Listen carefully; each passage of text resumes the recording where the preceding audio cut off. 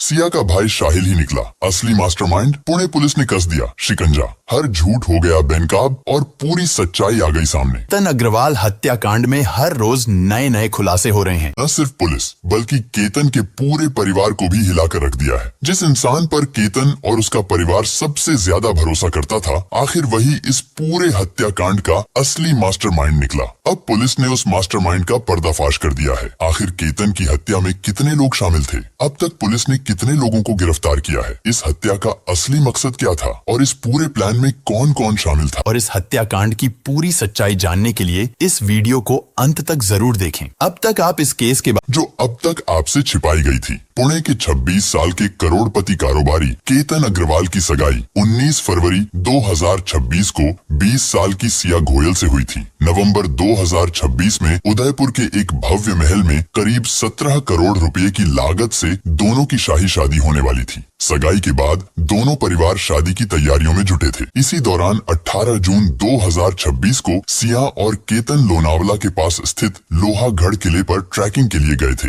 मगर सिया के मुताबिक सुबह करीब 10:30 पर फोटोशूट के दौरान केतन का पैर फिसल गया और वह गहरी खाई में गिर गया। सिया जोर जोर से रोने लगी। उसकी आवाज सुनकर किले के 2 कर्मचारी पहुंचे। सिया ने बताया कि उसका होने वाला पति का पैर फिसल गया और वह खाई में गिर गया है। करीब 3 घंटे तक चले सर्च ऑपरेशन के बाद रेस्क्यू टीम ने खाई से केतन का शव बरामद किया। शव की हालत बहुत बुरी थी। सिर कुचला हुआ, शरीर पर कई जगहों पर गहरी चोट और ब्रूज थे। शुरुआती जांच में पुलिस और परिवार ने इसे हादसा माना। 19 जून को सिया ने सोशल मीडिया पर भावुक पोस्ट शेयर किया। इस पोस्ट के बाद लोगों को लगा कि सिया अपने होने वाले पति की मौत से पूरी तरह टूट चुकी है और हर कोई उसके प्रति हमदर्दी जताने लगा। लेकिन 22 जून को केतन के पिता और उसकी बहन पुलिस के पास पहुंचे और बताया कि उन्हें सिया गोयल पर शक है। इसने सिया के mobile, social media, call detail record और लोहागढ़ किले के सीसीटीवी फुटेज की जांच शुरू की। जांच के दौरान सीसीटीवी में एक युवक हुडी पहनकर चेहरा छिपाए किले के अंदर जाता हुआ दिखाई दिया। इसके बाद पुलिस ने सिया की कॉल डिटेल रिकॉर्ड निकाला। एक ही नंबर पर 2004 बार बात की थी। जांच में सामने आया कि वह नंबर चेतन चौधरी का था, जो सिया का बॉयफ्रेंड था। इसके बाद 23 जून को पुलिस ने सिया गोयल और चेतन चौधरी को पूछताछ के लिए हिरासत में लिया। शुरुआत में दोनों ने खुद को बेगुनाह बताया, लेकिन पूछताछ के दौरान दोनों बार बार अपने बयान बदलते रहे। आखिरकार जब पुलिस ने उनके सामने सबूत रखे तो दोनों टूट गए और अपना गुनाह कबूल कर लिया। शादी करना चाहती थी, लेकिन घर वालों के डर से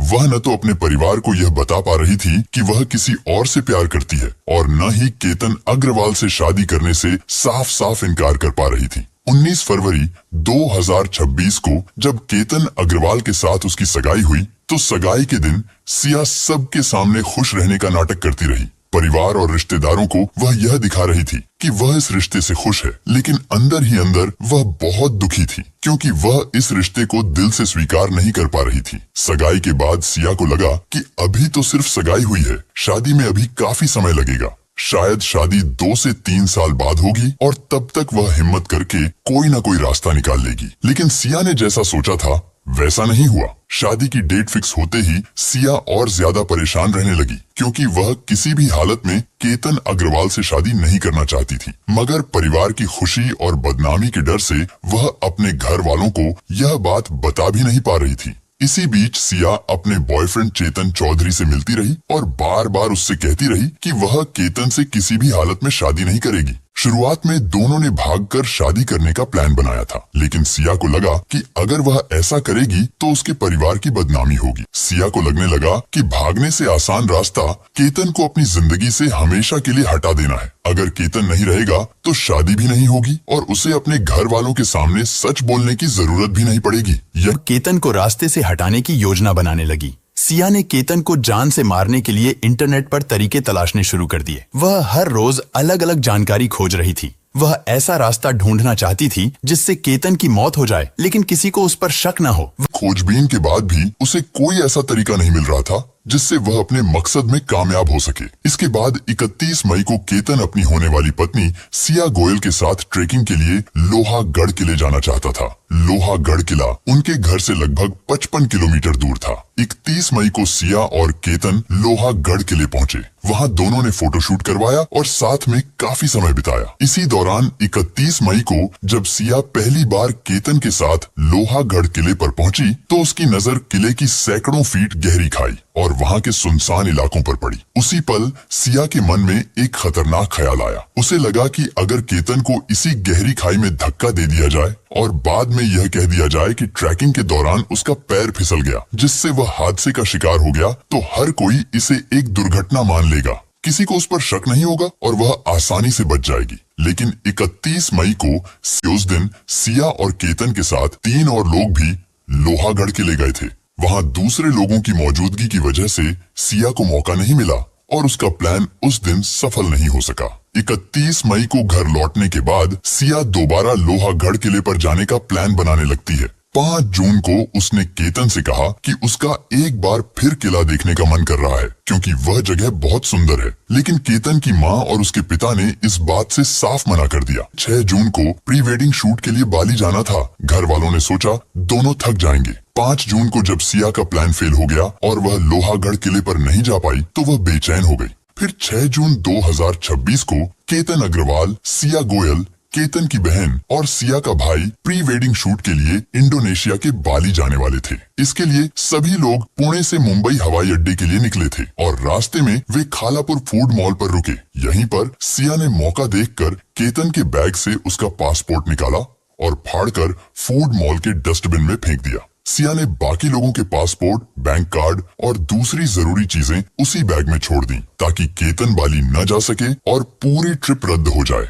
और वह किसी तरह केतन को दोबारा लोहागढ़ किले ले जाकर गहरी खाई में धक्का देकर उसकी जान ले सके। जब केतन का पासपोर्ट गायब हुआ तब किसी को भी सिया पर जरा भी शक नहीं हुआ। उस समय किसी ने भी यह नहीं सोचा था कि इसके पीछे कोई बड़ी साजिश छिपी हो सकती है। उस दिन पुणे से मुंबई एयरपोर्ट जाने वाली गाड़ी के ड्राइवर वैभव जाधव ने पुलिस को बताया कि सुबह करीब 10 बजे जब वह पुणे पहुंचा तो सिया मुंबई जाने के लिए बिल्कुल तैयार नहीं थी। वह बार बार केतन से झगड़ रही थी और गाड़ी में बैठने से मना कर रही थी। तब सिया के भाई साहिल ने जबरदस्ती उसका हाथ पकड़कर गाड़ी में बैठाया। ड्राइवर ने आगे बताया कि जब सभी मुंबई पुणे एक्सप्रेसवे पर रवाना हुए तो सिया ने अचानक चाय पीने के बहाने एक फूड मॉल पर रुकने को कहा। सिया ने पर्स से कुछ निकाला और अपने जेब में रख लिया था। एयरपोर्ट पर छोड़ने के करीब 2 मिनट बाद फोन आया कि केतन का पासपोर्ट शायद कैब में रह गया है। ड्राइवर ने कहा कि उसने पूरी कार देख ली थी, पासपोर्ट नहीं मिला। इसके बावजूद उससे वीडियो कॉल करवाकर पूरी कैब दिखवाई गई। फिर उसे दोबारा एयरपोर्ट बुलाया गया जहाँ केतन और साहिल ने खुद कार की तलाशी ली लेकिन पासपोर्ट कहीं नहीं मिला। 14 जून 2026 को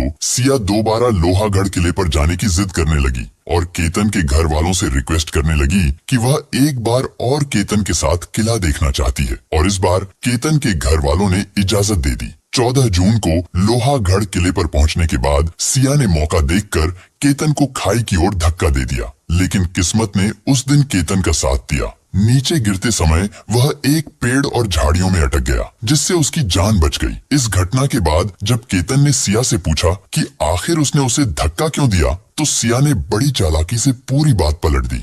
तुम्हें बचाने के लिए मैंने धक्का दिया। केतन ने बिना किसी शक के सिया की इस बात पर भरोसा कर लिया। उसे लगा कि सिया ने उसकी जान बचाने की कोशिश की है। 17 जून को सिया गोयल घर से झूठ बोलकर बाहर निकली और पुणे के कोंढवा इलाके के थर्ड वेव कॉफी कैफे में अपने बॉयफ्रेंड चेतन चौधरी से मिली। कैफे में लगे सीसीटीवी कैमरों में दोनों कैद हो गए। बाद में यही सीसीटीवी फुटेज पुलिस जांच का एक महत्वपूर्ण हिस्सा बनी। इसी कॉफी कैफे में बैठकर दोनों ने पूरी योजना को आखिरी रूप दिया।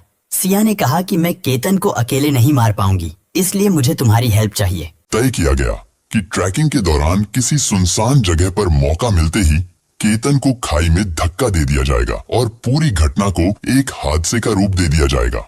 योजना को सफल बनाने के लिए हर छोटी बड़ी बात का भी ध्यान रखा गया। सिया ने चेतन से कहा कि वह अपना मोबाइल फोन साथ लेकर न आए।